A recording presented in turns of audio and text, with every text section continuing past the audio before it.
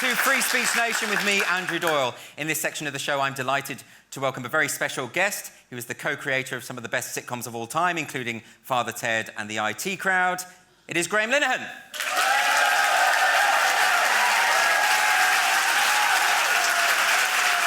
Good to see you.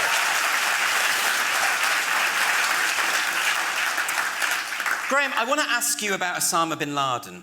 Oh, yeah. Yeah. Just because you told me this story, and I thought it was really interesting. I thought people might want to hear what happened there.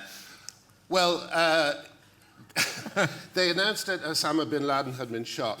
And I remembered an old joke about meeting Hitler in the rainforest when you've written an American TV show. And when you meet Hitler and he recognizes you and says, "Oh, I watch your show." The moral dilemma is, do you turn him in? So this was a joke that American screenwriters used to share. So when Osama bin Laden died, I thought I would pretend that he had been watching the IT Crowd when he was shot. And I did a joke about, you know, maybe he wasn't so bad, you know. But as happens with Twitter, because it's a very literal medium, everyone believed me.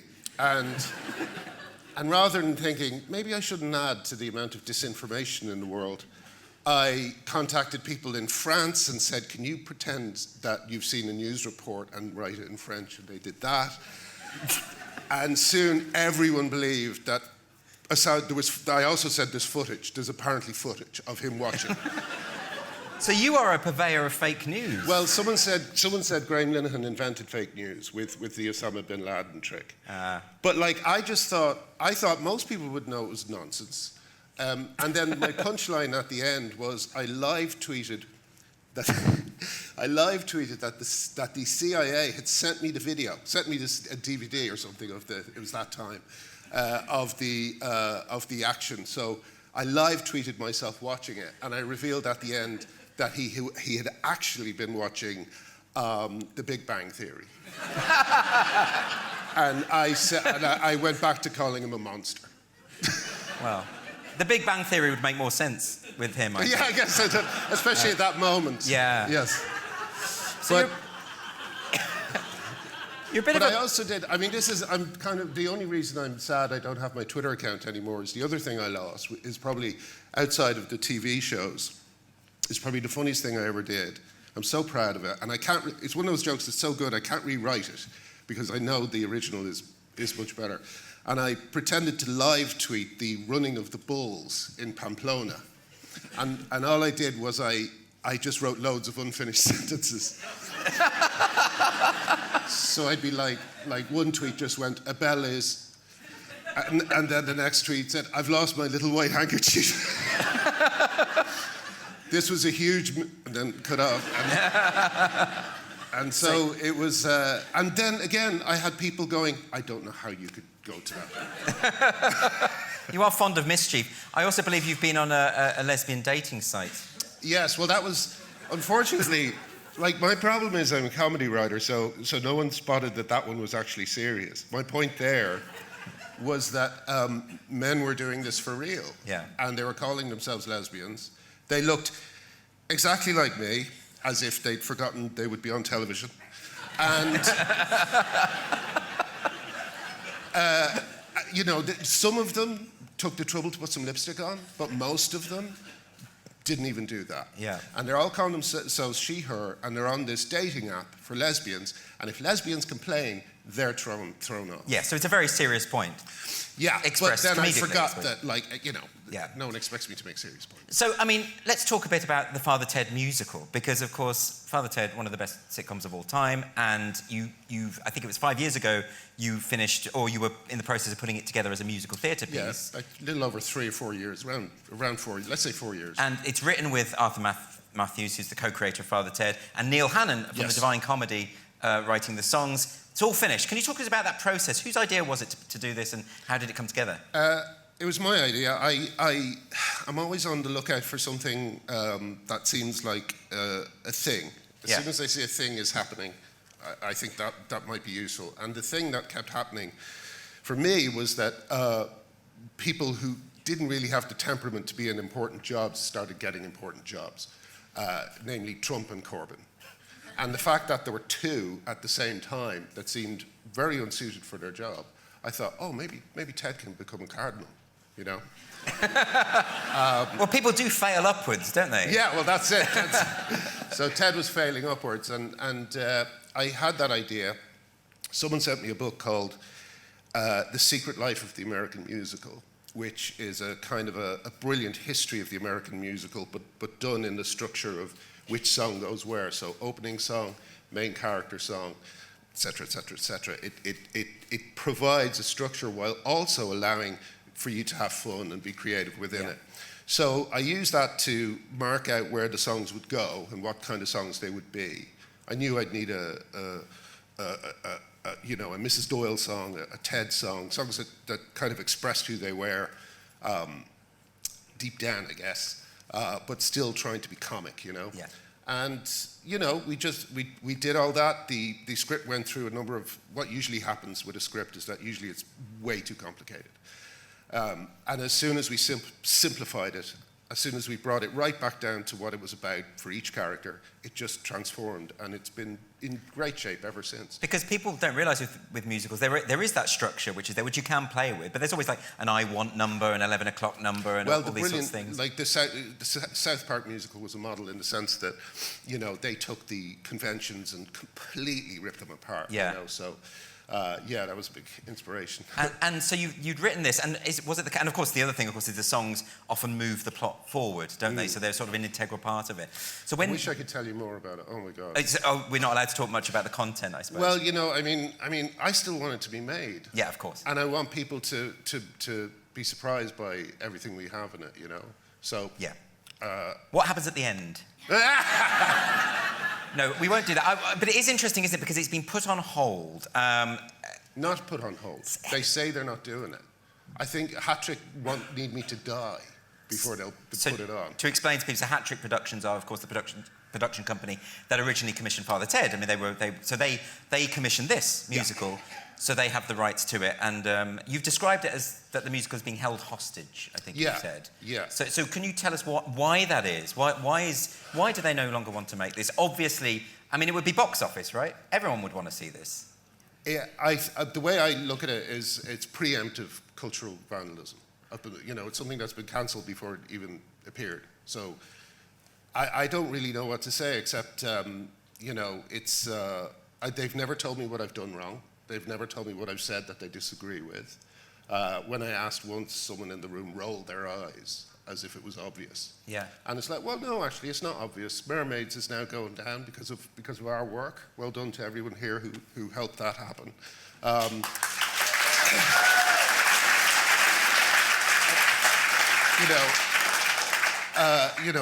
We've been uncovering the effects of queer theory, the effects of safeguarding being removed for these vulnerable children.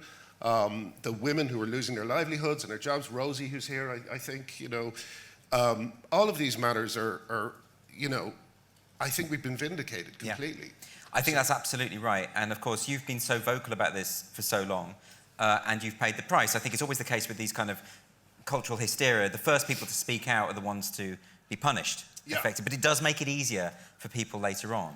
Oh, I hope so. That was always the plan. I just didn't think it would take everyone so long to turn up. Yeah.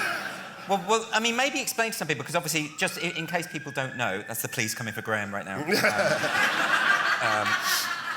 You've been very vocal about your view that women shouldn't be monstered as TERFs, trans-exclusionary radical feminists, or demonised simply for saying that their rights partly depend on an acknowledgement of biological reality and that their spaces should be preserved. And you've made this case. You've been called a transphobe, hateful, far-right, you name it, all of that stuff, for simply making these points, which are actually a very liberal point of view. You know, everybody just assumed all this to be true like 5 minutes ago, like Douglas Murray often says. Yes. You know, and people walk into these traps that they didn't even know were there, you know.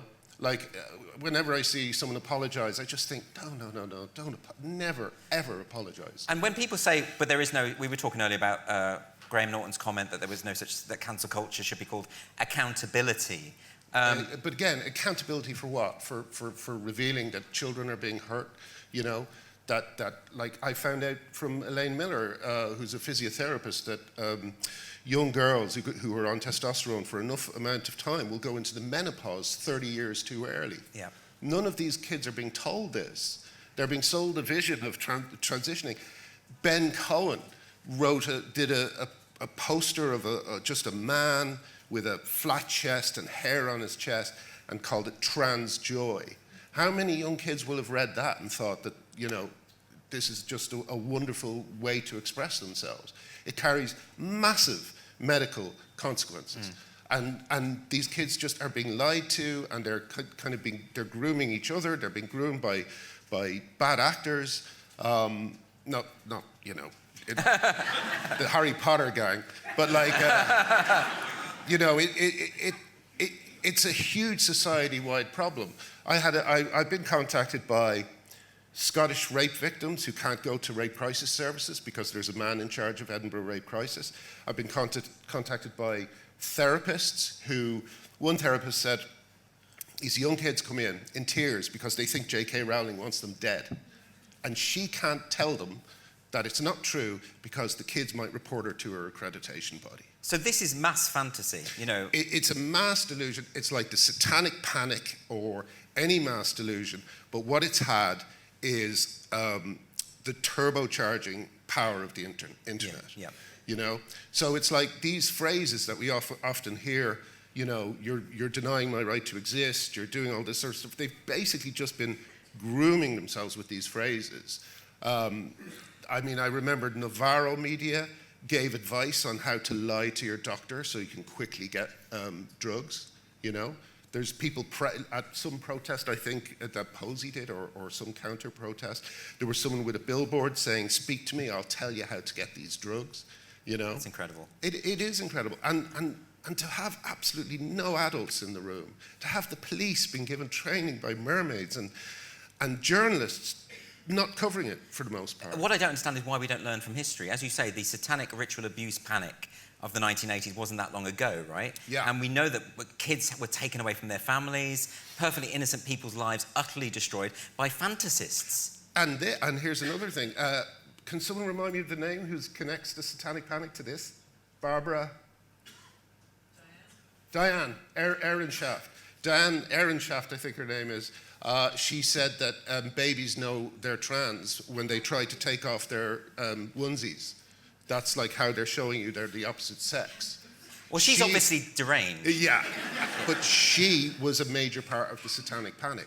Really? Yes. So what you had, the same kinds of people are being empowered by it. People who see in the kind of incoherence of the movement of the the language and the amount of genders and all this sort of stuff. It's a very easy way to make a few quid very quickly. And finally, we could talk about this all night. There's so much to cover. But in terms of the creative side of things, you have been cancelled. The phrase cancelled, it sometimes is misused. I get that. But in your case, it's definitely true. You're not creating the comedy that you're so brilliant at. Well, that's why I find Graham Norton, so personally such a betrayal. Because one of the first things he did was his role in Father Ted. There's no way he cannot know about what's happened to me. Yeah. So for him to say there's no cancel culture, I don't know. I don't know what to say about it, but he's really disappointed me, And I'd love to go to our audience here and see if they have any questions for Graham. Quite a few hands. There's a hand there at the back. Could someone get a mic to the lady there? Hi, thank you. Regarding this issue of children being encouraged to transition early and all of the crazy things that are going on there, how can we, so to speak, be the adults in the room or the voices of reason? Besides, I really liked Graham's suggestion of not apologizing when you haven't done anything wrong. Yeah. Well, just write letters to everyone you can think of. Write to your MP, write to your local council. I always say to people, if anyone says the word cis, say, I'm sorry, I find that offensive. It's going to have to be done one by one. It's going to have to, the society has been so captured. The extent of it is going to take a long time to fix, but But it has to be fixed because we can't let this happen again. I used to say the internet was like we all grew a tail, you know? And if all humanity grew a tail, there might be a period where you forget to tuck it in when you're crossing a restaurant, right? And your plates go all over. Okay, forgot I had a tail. The internet is like we all gained a psychic connection almost to every other human being on Earth, right? We're all on stage for all our lives, and everything we say, I described it earlier as it's like hieroglyphics on a searchable wall, right? So we have this shared problem, and we need to get this one out of the way so we can say, how do we guard it against it? How do we stop ourselves from falling for these things again? And, you know, use this as a kind of learning experience, you know? And it's interesting as well because a lot of this, what has been happening and escalating over the past 10 years, has done no favours, as far as I could see, for trans people, for people who have gender dysphoria, who are caught in the crossfire. One of the first groups I met with, I mean, one of the ironies of my situation is I know more trans people than the people calling me transphobic. But like one of the groups I met early on were called TS Voices. And they were worried that self-ID would make all the rights they'd fought for suddenly just disappear. And it's true, like Debbie Hayton, who I have a lot of respect for because Debbie is constantly writing in defense of women, women's rights, and always uses the phrase, I'm a trans woman and I feel, you know, which really has helped. But Debbie's, you know, been through hell the last few years, you know, attacked from all sides. And I don't think he's going to come out of it, you know, entirely unscathed. But that's, I mean, it's interesting there, for instance, with the pronoun issue, because you refer to him as he. Yes. And, you know, in the past, a lot of the trans people that I've known, and, you know, everyone was perfectly happy to indulge in this polite fiction of using the pronouns they want and the name they want. Oh, I would still do it in private. I would still do it in private. I would still do it with certain people. But at this precise moment, I feel it's morally wrong to do it. Because I think that the effect, there's a brilliant essay everyone should read called Pronouns Are Rohypnol, you know? And, you know, like if you just look at a newspaper that says woman arrested for possessing thousands of paedophile images, you know? This whole period is going to seem like suddenly there were loads of female paedophiles. And it's not true. And every time you see anything like that, write and complain. Well, it's bad journalism, isn't it? I mean, there was that article on the BBC that talked about an elderly woman in New York who had dismembered another woman and had killed a few other women as well. And I was reading this thinking, it doesn't sound like an old woman. You know? I mean, I don't want to be discriminatory in my expectations, but I don't think that's... And at the end, as like an aside, almost like it didn't matter, oh, this person has recently transitioned. Yeah. I'm like, oh, okay. So why did you put woman dismembers woman in the headline? Yeah, you know? it's fraud. It's fraud, and it's confusing people. People don't have a stable ground to argue their points on because they don't know the rules. They think, I think still a lot of people must believe that it's transsexuals who are causing all this when it's really not. It's like mostly straight men who you know, paint their fingernails. You know, it's not transsexuals. And the Stonewall's stretching of the umbrella of the word trans over everyone has allowed some very bad actors to kind of go along for the ride. And this happens every time there's a big... I was talking to my friend Arlie Morty, who I'm sure is here tonight. Yay, there he is. This happens every time there's a big civil rights push. There's always going to be some people who attach themselves to it. And the kind of similarities, and even some of the same characters with PIE, the Paedophile Information Exchange, who in the 70s, I mean, 70s and 80s, I think, had an extraordinary amount of success, despite the fact that they were called the Paedophile Information Exchange. Yeah. I mean, you know, everybody at that stage, they didn't want to, they saw the bravery of gay men at Stonewall, and they were told this is another civil rights issue. And they believed it for a while, until gay people stood up and said, no, actually, you know, you're not welcome in the movement. We're going to get another question if we have one. Yes, gentleman with the beard. Oh, woman.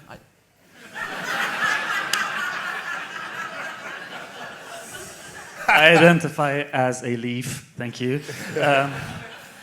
Graham, I was wondering, with the success, an extraordinary success of Top Gun 2, which was deliberately non-woke, and conversely, the utter failure of very actively woke shows and films like She-Hulk and the female Ghostbusters. Yeah. I'm wondering, why are producers whose only sole purpose of existence is the bottom line not basically changing gear? I think they just think the Twitter audience is the real audience, you know? They think that, like, they're writing for these lunatics on Twitter rather than writing for a broad general audience. You know, I was saying it earlier, you know, diversity is trying to hit the biggest amount of people possible, you know? That's diversity, trying to get everybody to come to the film or whatever it is. But there's all these decisions, and I'm sure people of color, to use that phrase, feel the same way as I do when I see a diverse cast that, to me, looks like 5 white people in different colors, you know? Like there's always an Asian person, there's always a black person, but it's always, they always feel like white middle class people. And that I find that, like, again, it's another lie, you know? If you look at a film, any film by the Safdie brothers, that's true diversity. Like, that's extraordinary what they do. It feels real as a result, you know? But this stuff they're pushing down our throats, no one buys it. No one buys it. Well, Graham, we are out of time, but just want to wish you good luck. 2 questions. I'm so sorry. I know, no. It's well, no, you've got the gift of the gab. It's great. But listen, I do want to wish you luck with the Father Ted musical. I hope it is released from captivity at some point, and that we all get to see it. Yeah, well, unfortunately, I'm being forced into looking at my legal options. So yeah, we'll see where it goes. What happens. Graham Linehan, thank you very much.